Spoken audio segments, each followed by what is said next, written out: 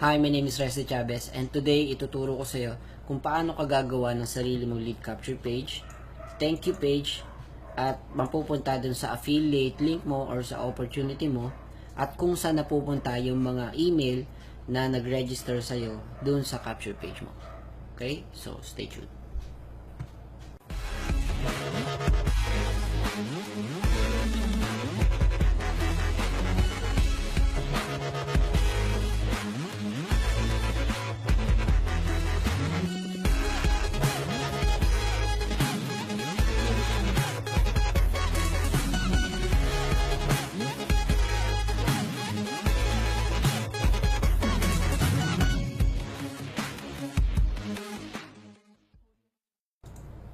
Okay, so ang unang kailangan natin gawin ay magpunta tayo sa app.rocketpages.net para makapag-login tayo.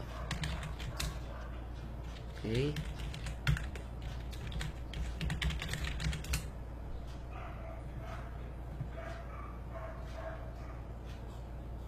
So basically, gagayahin lang natin itong sample ko na to. Okay, so i-click mo lang tong create new page.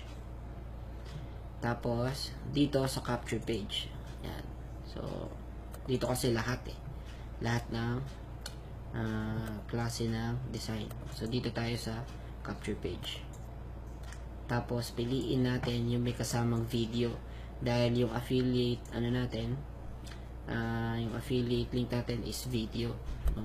So mas maganda kung ang ilalagay din natin is yung may kasamang video para mas engaging. So dito sa example na to, ito lagay natin free training 3.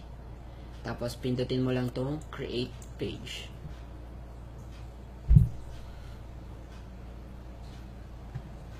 Okay, so yan, maglo-loading lang siya and mapupunta na siya dito sa page na to. And pagdating mo dito sa page na to, dito ka na pwedeng mag-edit. Okay, so dito gagayahin lang natin yung example natin, free training how to start a profitable online business for Pinoy. Pero pwede mo ikaw ang masunod dyan. Free training how to start a profitable online business for Pinoy. Right, so yan na yung pinaka headline natin. So dito naman sa video, i-click mo lang yung box na yan, tapos dito sa left side na to, makikita mo rin dito yung URL, autoplay, height control, height related videos, etc. So dito sa may URL na to, ilalagay mo lang dyan or ipi-paste mo lang dyan yung link ng video na gusto mong ilagay. So for this example, ito yung gusto kong ilagay. So kukunin ko lang tong URL na to, right click, copy, tapos balik ka dun sa Rocket Pages, tapos burahin mo yan, and then right click, then paste. Yan. Tapos itong mga to, mas okay kung i-check mo na lang din yan. Right? So okay na yung video natin. Then try natin tignan. Click natin yung save, then publish, then view page. So ayan, nandito na yung headline and nailagay na rin kagad natin yung video. Okay, so ang next naman is etong button na to. So pag kinlik natin yan, so parang wala pang nangyayari, no? Unlike dito sa example ko, kapag pinindot yan, merong lalabas na box kung saan sila maglalagay ng email address nila at yung pangalan nila. Okay? So, yun yung next na gagawin natin. So, balik tayo sa Rocket Pages. Close ulit natin to. And itong logo ng Rocket Pages, pwede mong hindi alisin or pwedeng tanggalin mo. Pero in this example, gagawin natin, tatanggalin natin yan. Yan. So, wala na siya. Okay? So, dito, sa button na to, ito, double click mo lang yan para ma-edit mo yung text. So, gayahin ulit natin to. I want to learn more. Okay. I want to learn more. Tapos alt, 0187. Yan, para lumabas tong special ano na to, special arrow. Alt 0187. Okay? Tapos, para malagyan natin siya ng ganitong lumalabas na box na ganito, ang tawag dyan is ano squeeze box, kung di ako nagkakamali. Okay, so yan, squeeze box. So, ito yung piliin natin. Kasi yun yung nandun sa example natin kanina. Okay, click mo lang yan. Pero pwede kang mamili kahit alin dyan. Click mo lang yan and then click mo yung choose. Yan, so ito na yung gagamitin natin. So, dahil hindi natin gagamitin itong Rocket Pages na logo na to, papalitan natin ng picture katulad ng ganito. So, i-click mo lang yan. Tapos, i-click mo yung dito sa may left side, yung color blue na button. I-click mo yung replace image. Okay, so kapag hindi mo pa na-upload yung image, ang gawin mo lang is upload mo lang yung image. Pero, this time, naka-upload na, so pipiliin ko na lang. I-click ko na lang siya. Pagka-click ko sa kanya, i-click ko naman yung nandito sa may baba, use image. Yan, di ba? Instant. Nandiyan kagad. So, medyo nalalakihan ako. So, pwede nating liitan. Tapos, yung text dito, pwede rin natin palitan. Katulad nito. Yan. I-copy na lang natin. And then, paste. Yan. So, napalitan na natin yung text. Di ba? Bilis lang, di ba? Tapos dito, kung gusto mong dagdagan yung mga form, pwedeng may cellphone number kung gusto mo. Ayan, nadadagdagan siya dito. May landline kung gusto mo din.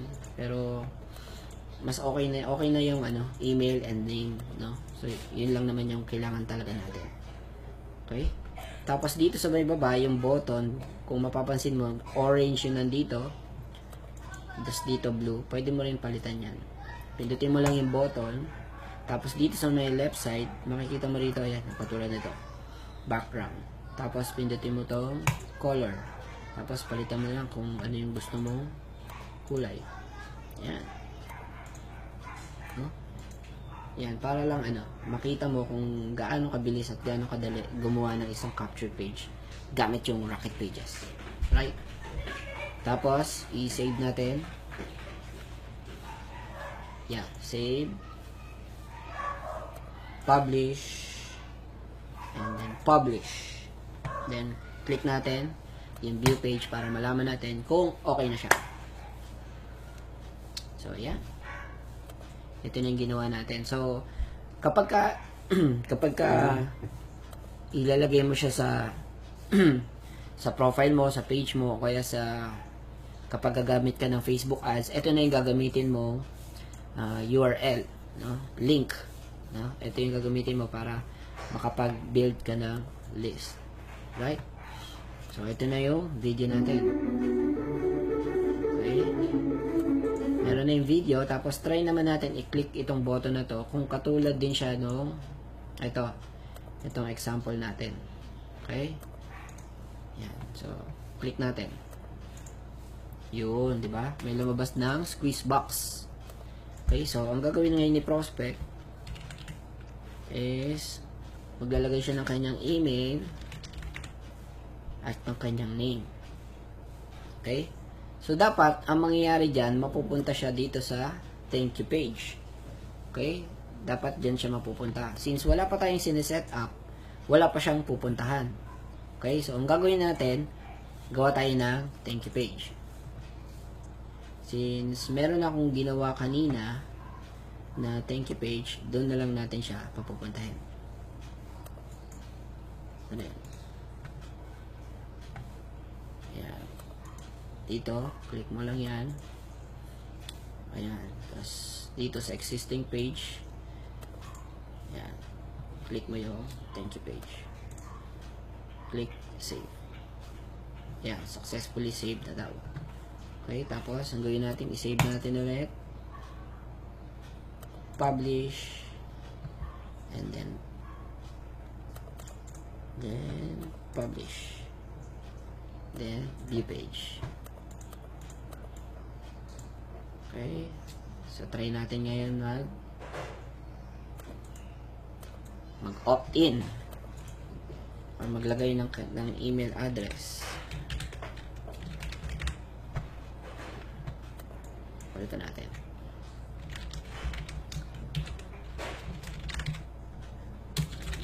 Yan. Tapos, click natin yan. And boom! Yun, diba? Dito siya napunta. Dito siya na redirect. Ngayon, kapag kinlik ko to, kapag kinlik ko to, mapupunta ito sa affiliate link ko. Okay? So, paano yan? Paano natin mailalagay yung affiliate link mo dito sa button na to? Okay? So, balik tayo doon. Close na natin to kasi tapos na natin gawin yung ating lead capture page. Sorry sa dumaang tricycle. Okay? So, pindutin mo lang tong parang arrow na to sa gilid para mabalik ka doon sa homepage or sa dashboard. Yan. So, ito yung thank you page na ginawa ko kanina. Okay, so click natin yung edit.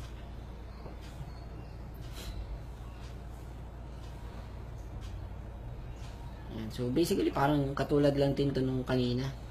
Click ka lang, upload, tapos sulat, etc. So, click mo lang yung button. Click mo yung button, tapos may makikita ka ditong parang kadena, no? Click mo lang yan.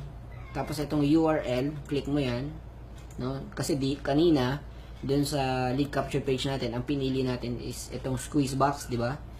So, dito ang gagamitin natin is yung URL. Okay? So, ilalagay mo dyan yung affiliate link mo, okay? So, wag tong affiliate link ko, pero pwede din kung gusto mo. Okay? Affiliate link mo ilalagay mo dyan. So, saan mo makikita yung affiliate link mo? Punta ka dun mag-login ka dun sa account mo. Okay? Sa Unity Network account mo. Tapos, ito. Kunin mo tong affiliate link na to. No? So, pwede mong i-promote yung serye, yung master plan, domination, and action. Pero dito sa example na to, ang ginamit ko is yung serye. Yan. Right click, copy. Close mo na yan. Tapos yun yung ilagay mo dito sa box na to. Yan. Burahin natin. Tapos paste. So yan. Tapos save. Yan. Kapag kinlik ngayon yan, doon na siya mapupunta sa affiliate link mo. Right?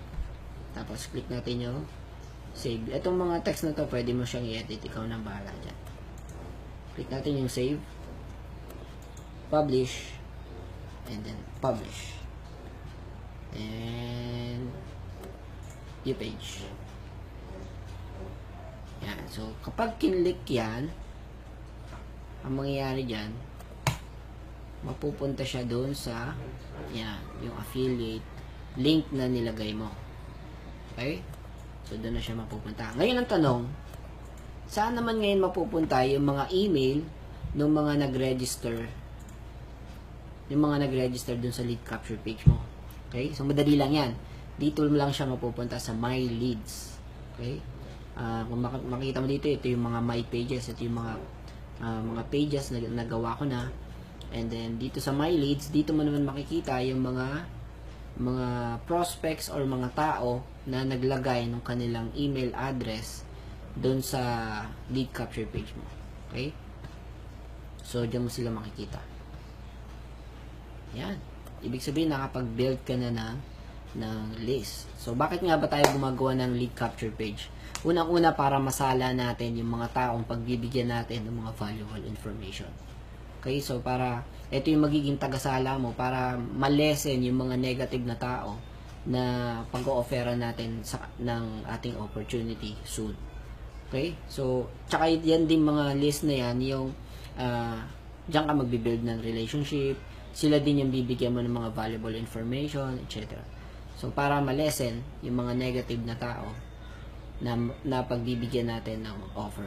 Okay, so yun yung halaga ng lead capture page. And syempre, para makapag-build ka ng malaking list, malaking prospect list. And ang maganda nun, sila yung nagsusulat, di ba?